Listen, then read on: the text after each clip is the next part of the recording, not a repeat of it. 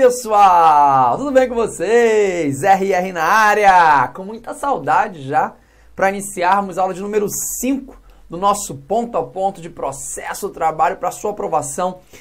Dá um friozinho na barriga porque está chegando muito perto da prova, eu sei como é que é isso, mas vai dar certo, você está aprendendo muito, treinando.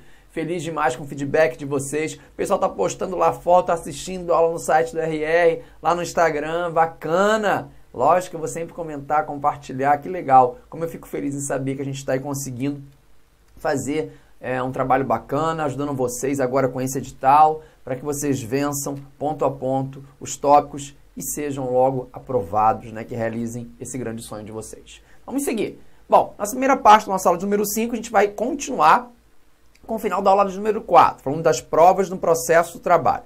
Mesmo tópico. E eu começo já a falar com você sobre os meios de prova. Falando de meios de prova, o primeiro meio de prova que a gente vai analisar, vou colocar na telinha para você aqui, é em relação ao depoimento pessoal.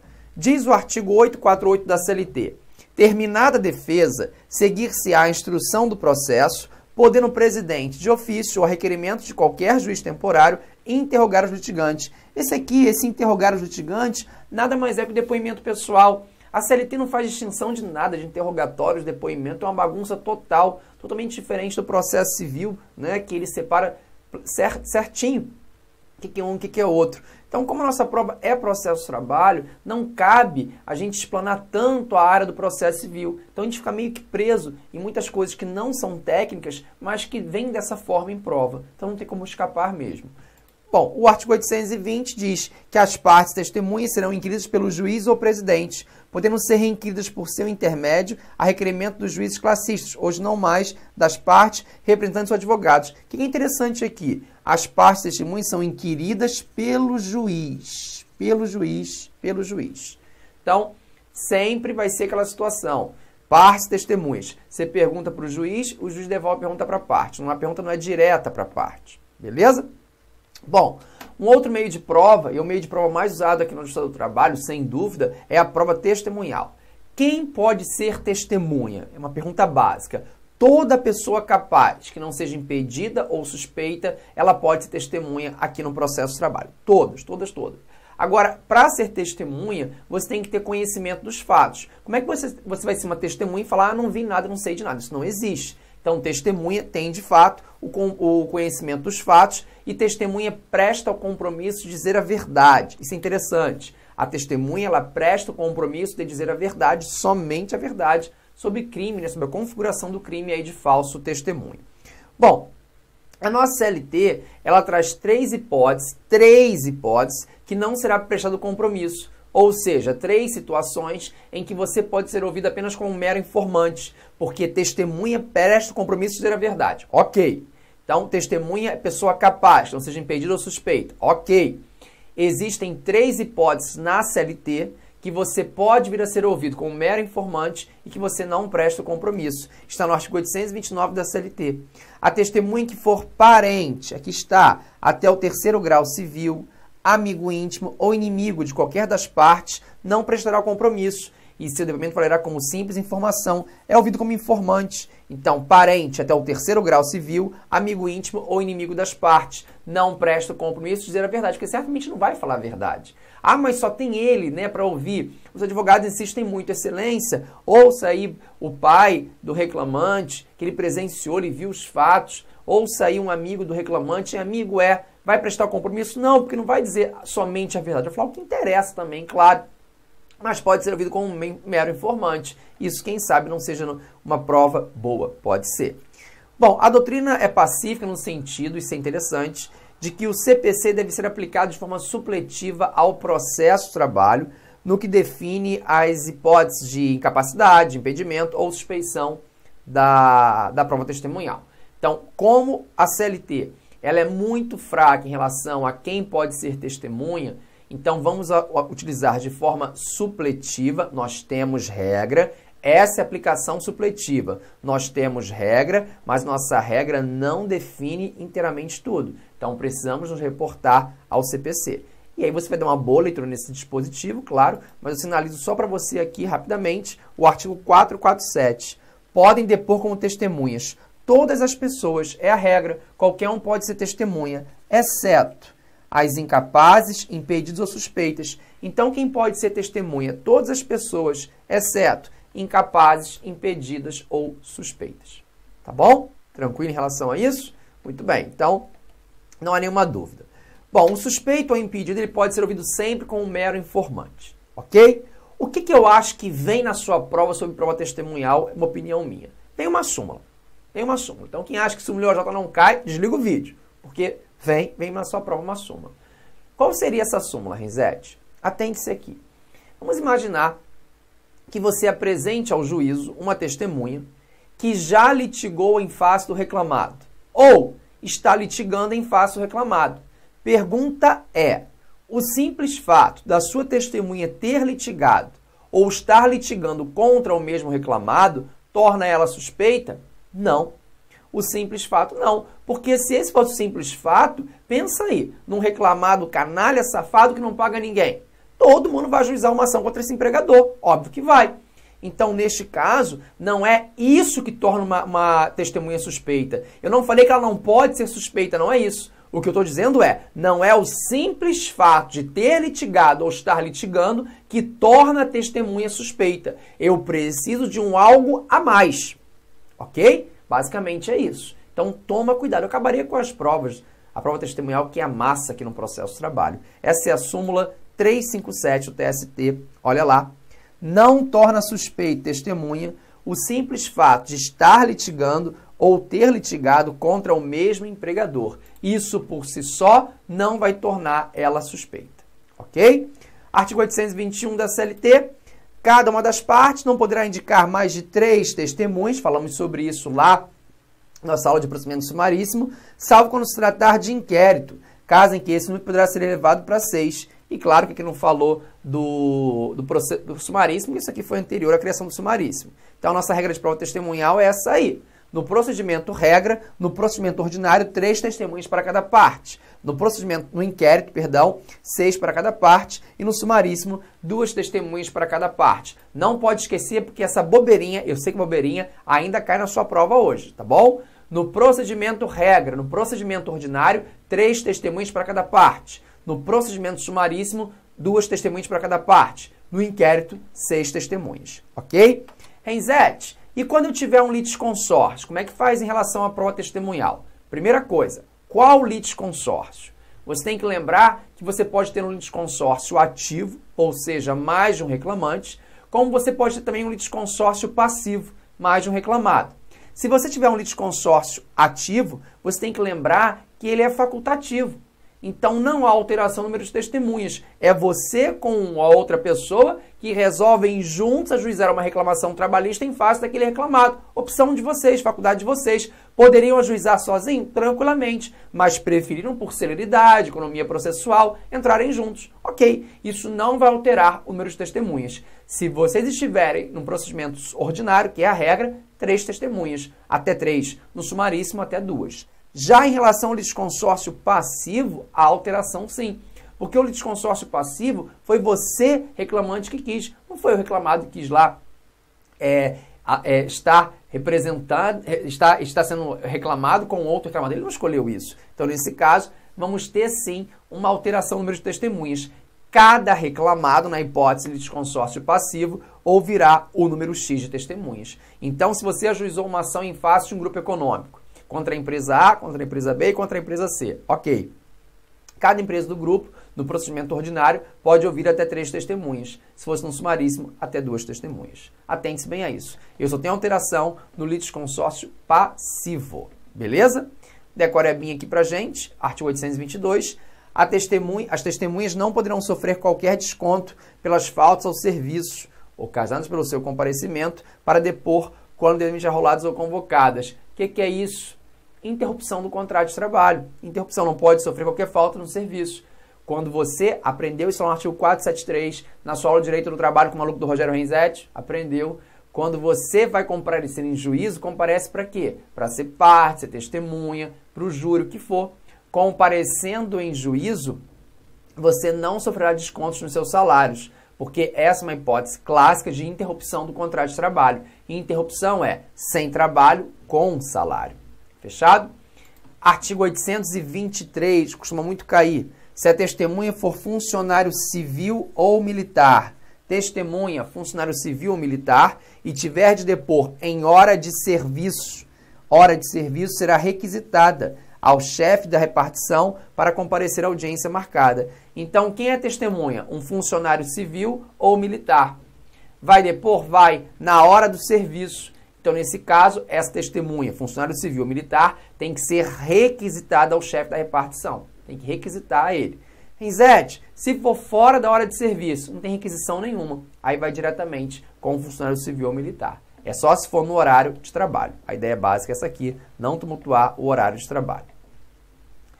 824 da CLT. O juiz ou presidente providenciará para que o depoimento de uma testemunha não seja ouvido pelas demais que tenham que depor um processo. Claro, não pode uma testemunha ouvir o depoimento da outra. Imagina, são duas testemunhas para ouvir. Entra a dona Suzana, testemunha A, e a dona Antônia, testemunha B. Dona Antônia, espera um minutinho, a dona Suzana está falando. Está ouvindo tudo que a Suzana está falando. Então, isso não existe. Então, entra uma testemunha, ok? Ela acabou de falar, o juiz encosta ela numa parede, aí chama a outra testemunha, sem que essa aqui saia. Essa aqui não pode sair. E essa fica calada, que ela já falou. Ok? 825. As testemunhas comparecerão à audiência independentemente de notificação ou intimação. Acho que conversamos sobre isso já, mas só para frisar bastante. Aqui no processo de trabalho, eu não tenho rol de testemunhas. As partes comparecem à audiência independentemente de intimação. Independente de notificação ou intimação, como fala o próprio texto legal. Não é, tudo bem? Então, se você estiver no procedimento regra, no procedimento ordinário, e se a tua testemunha não comparecer, e você vai falar para o juiz, excelência, minha testemunha não compareceu. Se estiver no procedimento ordinário, o juiz manda intimar a sua testemunha. Ok? Testemunha intimada não compareceu novamente, aí vai determinar a condução coercitiva. Isso está no parágrafo único. As que não comparecerem serão intimadas de ofício ou requerimento da parte, ficando sujeita à condução coercitiva. Vem debaixo de vara, né? Além das penalidades do artigo 730, que é os descontos, sem motivo justificado. Desconto não, perdão, multa. Sem motivo justificado, não atendam à intimação. Então, se não comparecerem pessoalmente, vão ser intimadas, e aí sendo intimadas não comparecendo novamente, vai gerar a condução coercitiva. Se estivermos no procedimento sumaríssimo, para as causas de até 40 salários mínimos, você leva a testemunha independente de intimação. Fechado. Excelência, testemunha não compareceu. Você está onde? No sumaríssimo. Não compareceu? Não. Então, prova que você convidou. Você não acredita em mim? Não, excelência, não acredito. Prova que convidou. Então, você tem que provar o convite. Se você não provar que convidou a testemunha, seja para prova documental, testemunhal, o que for, a audiência segue, porque a audiência 1 é audiência única no sumaríssimo. Agora, provado o convite, o juiz está interrompendo a audiência, vai ser fracionada e vai ter uma outra data em que o juiz vai mandar intimar a testemunha. Aí é igual. Intimada não comparece, agora comparece, porque vai ser determinada a condução coercitiva. Artigo 828 da CLT. Toda testemunha, antes de prestar o compromisso legal, será qualificada, indicando a qualificação da testemunha, indicando o nome, nacionalidade, profissão, idade, residência e, quando empregado, o tempo de serviço prestado ao empregador, ficando sujeito, em caso de falsidade, às leis penais. Né? Isso aqui é na hora do compromisso. Né? Antes do compromisso, ela é qualificada, nome e tal, direitinho, tudo dela. Parágrafo único. Os depoimentos das testemunhas serão resumidos por ocasião da audiência pelo chefe da secretaria da vara ou funcionário que para esse fim designado. Que é o secretário, né? Que hoje a realidade é essa. Devendo a súmula, a ata, ser assinada pelo presidente do tribunal e pelos depoentes. Fechado? Aí é mais decorebinha mesmo, nada para se estressar. Bom, testemunha que não souber falar a língua nacional vai ser feito depoimento por meio de intérprete. Ah, quem é testemunha? É um americano. Ah, o juiz sabe inglês, muito bem. Não importa, não importa. Se a testemunha não fala a nossa língua, vai ser nomeado intérprete. O juiz sabe, mas quem falou que todas as partes sabem? Isso não existe. 819 da CLT, o depoimento das partes testemunhas que não souberem falar a língua nacional será feito por meio de intérprete, nomeado pelo juiz ou presidente. Sempre que lê juiz ou presidente, sabe que é o juiz do trabalho, né? Fazendo aí a coisa certa. Bom, se a testemunha indicada pela parte for suspeita, for impedida, for incapaz, e aí? E aí a outra parte vai fazer a contradita. O que é contradita? A contradita é uma alegação processual de que a parte contrária apresenta uma testemunha incapaz, impedida ou suspeita. Cuidado só com um detalhe que é o aumento da contradita. Quando vocês estiverem lá no TRT e vocês assistirem uma audiência, vocês vão ver que na prática é assim. O juiz manda entrar a testemunha. Mandou entrar. Mal a testemunha senta, o outro advogado já está. Excelência, contraditar. Calma, doutor, calma, não é assim. Deixa a testemunha chegar. Deixa a testemunha sentar. Deixa a testemunha se qualificar. Quando a testemunha for qualificada, a outra parte fala, excelência pela ordem, quero contraditar a testemunha por isso, isso e isso. Aí você alega, e se for o caso, prova o que você está falando, né? Assim funciona. Fechado? Muito bem. Em relação à prova agora documental. Na prova documental, a CLT não sistematizou essa prova. Nós temos artigos soltos, o artigo 777, 780, 787, 830, então são dispositivos soltos. Então, mais uma vez, vou utilizar de forma supletiva o Código de Processo Civil em relação às provas. Primeira observação importante. Qual é o momento próprio, qual é o momento oportuno para a produção das provas? Qual é o momento próprio, qual é o momento oportuno para a produção das provas? Para o reclamante, para o autor, é na petição inicial. Então, no momento que o autor, que o reclamante, dá entrada na sua petição inicial, é o momento dele juntar as provas dele. Para o reclamado, para o réu, é com a defesa. Esse momento oportuno, momento próprio.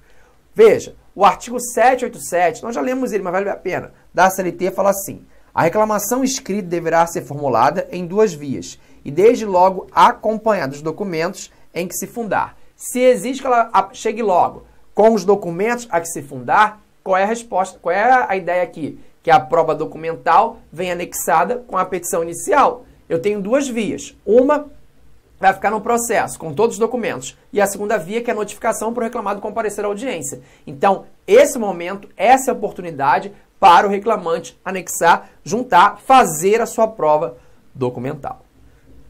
Muito bem. E na fase recursal, é possível eu juntar uma prova? Em regra, não. Em regra, o momento oportuno para as partes é esse. Para o reclamante, para o autor, é na petição inicial, para o reclamado, que é o réu, na defesa. Ok. Mas, se for comprovado justo impedimento para oportuna apresentação da prova documental ou se referir a um fato posterior à sentença, a prova poderá ser produzida sim na fase recursal. Então, o que é um justo impedimento? Não sei. Você queria anexar aos autos um processo administrativo que corre lá no Ministério do Trabalho, que você entende que é muito importante para a sua defesa. Você comprovou lá nos autos, dei entrada no pedido e não recebi esse processo até hoje. Não recebi. Então você está provando um justo impedimento de fazer aquela prova. O processo hoje está na fase recursal, finalmente liberaram a cópia do processo administrativo. Posso anexar? Posso. Ou então, se acontecer um fato posterior à sentença. Após a sentença, algo mudou. Um fato novo. Um fato pode mudar totalmente essa história processual aqui. Então, isso também justificaria eu juntar a prova documental na fase recursal. Súmula 8 do TST. A juntada de documentos na fase recursal só se justifica quando provado o justo impedimento para sua oportuna apresentação ou se referir a fato posterior à sentença. Então, justo impedimento ou se referir a fato posterior à sentença. Atente-se bem aqui. Fechado? Muito bem. Até o final da instrução processual, isso é importante, as partes podem juntar documentos novos sem nenhum problema nas hipóteses destinadas aqui a fazer prova de fatos ocorridos depois daqueles que foram alegados ou para referir a fatos produzidos, contrapor, fatos produzidos nos autos. Uma parte apresentou uma coisa, um documento, você não viu isso antes, então você poderia, para contrapor, apresentar um documento novo. Aí sem nenhum problema. Isso está no artigo 435 do CPC de 2015. Pois bem. Em relação a essa prova documental, o advogado deve anexar aos autos os originais? Não faz isso. O cliente foi no seu escritório, levou os originais. Se você ficar com os originais e amanhã alguma coisa perder, você é o culpado. Não faz isso. Ah, então cópia autenticada. Cópia autenticada é cara. Loucura também. Então também não rola cópia autenticada. A Lei 11.925 de 2009, ela trouxe uma nova redação para o artigo 830 da CLT, que diz o seguinte, que o documento fornecido em cópia, ele é autenticado pelo próprio advogado, sob sua responsabilidade. Então, permite ao advogado, dar fé, né, àquela documentação. Atente-se a um detalhe. Não é que o documento não pode ser impugnado, claro que pode. Se for impugnada a autenticidade desse documento, o juiz marcará uma data para que a parte apresente na Secretaria da Vara do Trabalho os originais ou a cópia autenticada. Isso está no artigo 830 da CLT, que diz assim: o documento em cópia oferecido para a prova poderá ser declarado autêntico pelo próprio advogado sob sua responsabilidade pessoal. Parágrafo único. Impugnada a autenticidade da cópia, a parte que produziu será intimada para apresentar cópias devidamente autenticadas ou original, cabendo ao serventuário competente proceder à conferência e certificar a conformidade entre esses documentos. Então, observa que não é marcada uma outra data para você mostrar para os documentos autênticos ou originais. Não. Você vai fazer isso na própria Secretaria da Vara do Trabalho. Então, é um servidor, um serventuário, é que vai fazer essa conferência. Fechado? Documento comum à parte. Exemplo, convenção coletiva de trabalho, sentença normativa, esses documentos comuns, cujo conteúdo possa vir a ser impugnado, terá valor probante, mesmo que seja em cópia não autenticada. Então, simples cópia também tem valor probante, mas pode, claro, ser impugnado. OJ 36 da SDI 1 do TST, que diz assim: o instrumento normativo em cópia não autenticada possui valor probante, desde que não haja impugnação ao seu conteúdo, eis que se trate de documento comum à parte. Então, documento comum à parte pode ter, então, aí a simples cópia também, sem nenhum problema. Fechado? Pessoas jurídicas de direito público são dispensadas das exigências de autenticidade de documentos. Por quê? Porque pessoas de direito público têm fé pública. OJ 134 da SDI 1 do TST. São válidos os documentos apresentados por pessoas jurídicas de direito público, com fotocópia não autenticadas. Posteriormente, a edição da medida provisória tal e suas redações. Pessoas jurídicas de direito público têm a fé pública, isso então não se discute. Em relação ao procedimento sumaríssimo, como é que funciona a prova documental no procedimento sumaríssimo? Parou, Renzetti me ensinou. Procedimento sumaríssimo é para as causas de até 40 salários mínimos. Apresentado um documento, a outra parte vai se manifestar de forma imediata. No sumaríssimo, audiência única. Todos os atos.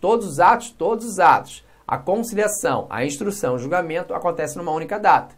Então, apresentar um documento, a outra parte se manifesta na hora, no ato. É assim que funciona no sumaríssimo, beleza? Eu só vou pensar em prazo em relação à prova documental devido a um excesso, grande número de laudas, e também aí é a critério do juiz. Aí é bem específico. Artigo 852H, da CLT, vem e diz: todas as provas serão produzidas na audiência de instrução, ainda que não requeridas previamente. Sobre os documentos apresentados por uma das partes, manifestar-se-á imediatamente. Gosto disso para sumaríssimo, hein? Imediatamente. A parte contrária, sem interrupção da audiência, salvo absoluta impossibilidade a critério do juiz. Então é bem discricionário, é critério do juiz. Se o juiz fincar o pé e falar: não, você está no sumaríssimo, conciliação, instrução de julgamento na mesma data, tá, excelente, vai dar audiência, vai dar sentença hoje também? Vou dar sentença também. Aí lascou mesmo, tá? Bom, existem alguns fatos, que a prova documental ela vai ser imprescindível. Primeiro fato imprescindível para a prova documental, é para provar pagamento de salário, acordo de prorrogação de jornada, que só pode ser acordo escrito, não pode de boca. Aprendeu isso em direito do trabalho, tenho certeza. Concessão ao pagamento de férias, tudo isso tem que ser escrito. E não esqueça que uma prova documental valiosíssima para a gente é a carteira de trabalho. A carteira de trabalho deve ser anotada sim no prazo de 48 horas. E o que nela anotar, o que nela estiver anotado, óbvio, presume-se que seja verdadeiro. Só que o que está anotado na carteira de trabalho é uma presunção relativa de veracidade, não é uma presunção absoluta. Ou seja, poderá ser derrubado por qualquer outro meio de prova em direito admitido. Súmula 12 do TST. As anotações apostas pelo empregador na carteira profissional do empregado não geram presunção iure et de iure, absoluta, mas apenas presunção iuris tantum. Só presunção relativa, só presunção iuris tantum. Atente-se bem aqui também. Fechado? Muito bem. Prova pericial. A prova pericial será produzida quando? Quando a lei determinar ou para provar um fato, a exigência de um fato. Então, vou falar em prova pericial, abre-se um leque, né? Quando a lei exigir insalubridade, periculosidade, ou para provar um fato. Provar um fato aí é tudo, né? Ficou muito mais simples, muito mais fácil. A realização da prova pericial, ela pode decorrer de requerimento das partes ou ser determinada de próprio ofício pelo juiz. Então, o próprio juiz pode determinar isso aí.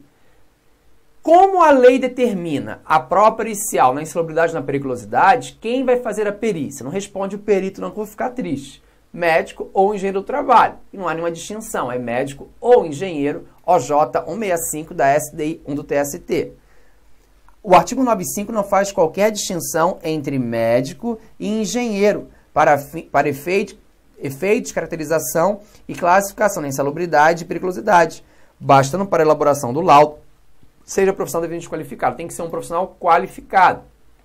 Não há nenhuma distinção em médico ou engenheiro do trabalho. Renzete, sempre tem que ter a prova pericial? Sim. Quando a lei determinar, sempre tem que ter a prova pericial. Nós já vimos que quando eu estiver falando em adicional de insalubridade ou periculosidade, eu tenho que ter a prova pericial. Show! Mas se o local estiver desativado, se a empresa foi desativada, neste caso, não tem como fazer a prova pericial. É verdade. Se a empresa está desativada, fechada, não tem como você realizar, você perita a prova pericial, não é que o reclamante não vá mais receber a insalubridade. Vai sim, porque o juiz vai julgar com qualquer outro meio de prova em direito admitido. Um exemplo aí, clássico, é a prova emprestada de um outro processo em que foi deferido o mesmo adicional. Isso está na OJ 278.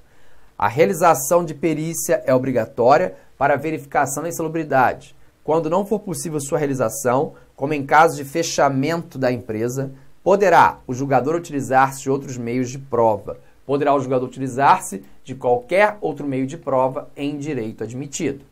Da mesma forma que eu também afastaria a prova pericial. Vamos imaginar que o empregador forneça, já pague o adicional de periculosidade, mas pague errado. Volta na aula de trabalho, teste seus conhecimentos. O adicional de periculosidade, ele é de 30% do salário base, do salário básico ou contratual, é sinônimo, né? Sem as demais parcelas. Vai que o seu empregador te pague só 20%. Está errado, pagou errado. Mas está recusando? Não, não está recusando. Então, o adicional de periculosidade é uma parcela incontroversa. E o incontroverso não precisa de prova, é só ajustar. Ah, o empregador me paga a periculosidade, mas me paga de forma proporcional ao tempo de exposição. Está errado, porque não existe nenhuma diferença pela lei se o contrato é contínuo, se o contrato é permanente, intermitente. Se é permanente, perdão, ou intermitente, não tem essa diferença. Então, nesse caso, ele está pagando, mas está pagando errado, mas não está recusando a periculosidade. Cuidado com isso. Súmula 453 do TST. O pagamento de adicional de periculosidade efetuado por mera liberalidade da empresa, ainda que de forma proporcional ao tempo de exposição ao risco ou em percentual inferior ao máximo legalmente previsto, dispensa a realização de prova técnica exigida no artigo 95 da CLT, pois torna incontroversa a existência de trabalho em condições perigosas. E o incontroverso não precisa de prova. Fique atento a isso, tá? Da mesma forma que nós sabemos que o empregado muitas vezes não sabe se o agente é nocivo, o agente insalubre, ele indica um agente diverso e o perito verifica que a nocividade na empresa é do agente diverso do que apontado na inicial. Nesse caso também isso não prejudica o adicional de insalubridade. O empregado não é obrigado a saber se aquele agente é nocivo ou não. Ele indica um, mas na verdade é outro, sem nenhum problema. Súmula 293 do TST. A verificação mediante perícia de prestação de serviços em condições nocivas, considerado agente insalubre diverso do apontado na inicial, não prejudica o pedido adicional de insalubridade. O juiz está vinculado, o juiz está preso a distrito ao pedido e não à causa de pedir. Tem que sempre lembrar disso também, tá? Bom, vencemos já aqui, né, o nosso prazo na gula. Vamos fazer o seguinte, vou encerrar esse bloquinho e a gente volta direto para o bloco 2 para finalizar as provas no processo. Olha, falta pouquíssimas coisas. A gente já vai emendar com outro tema. Vou ficar aqui paradinho te esperando num clique de mouse. Eu volto já. Clique lá.